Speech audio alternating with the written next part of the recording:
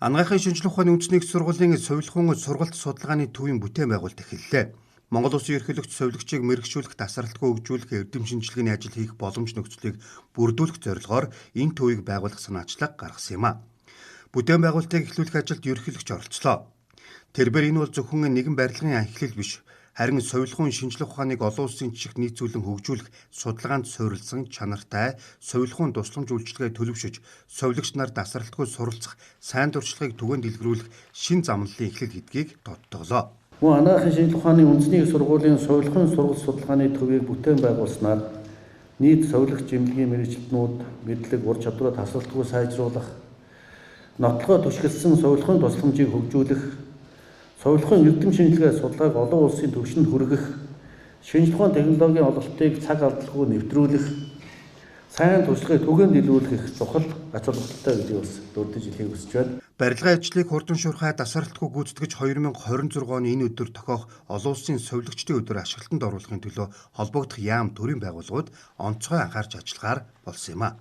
Ер нь бол 2 жилийн өмнө Монгол Улсын ерөнхийлөгч ухнагийн хөрөлсгийн санаачлагаар манлайлалдаар энэ ажил бол эхэлсэн, энэ бүтээн байгуулалтын ажил бол эхэллээ. Тэгэхээр энэ төв байгуулагдсанаар одоо судалгааны лабораториуд, дээрээс нь сүүлийн үеийн одоо химэл оюун ухаанд суурилсан системүүд, тэгээд хөдөө орон нутгийн одоо эрүүл мэндийн байгууллагуудтай бүрэн холбогдох конференц хоолууд, онлайн сургалтын төвүүд бол байгуулагдана. Тэгээ энэ ингээд тасралтгүй сургалтууд яваад эрдэм шинжилгээний сургалтууд, судалгаанууд давхар явагдана. Дээрээс нь совилогч нар өөрсдөө бие даан суралцах энэ нөхцөл боломж бол бүрдэх юм байна. Тэгээ анагаахын шинжилгээ ухааны үндэсний их сургуулийн хувьд бол энэ үндэсний одоо ууган их сургууль эмч совилогч нар бэлдэж ирсэн. Тэгэхээр энэ хүний нөөц, эрдэмтэн багш профессоруудынхаа хүний нөөц, за дээрээс нь судалгааны төв их сургуулиуд хүрээлэнгүүдэд түшиглээд бүх төвшөнд бол совилогч нарын тасралтгүй хөгжлийг бол хангах энэ боломж бол бүрдэж байгаа. Совилхон судалгаа, совилхон шинжилгээ ухаан гэдэг чинь өөрөө маш том шинжилгээ ухаан болчихсон.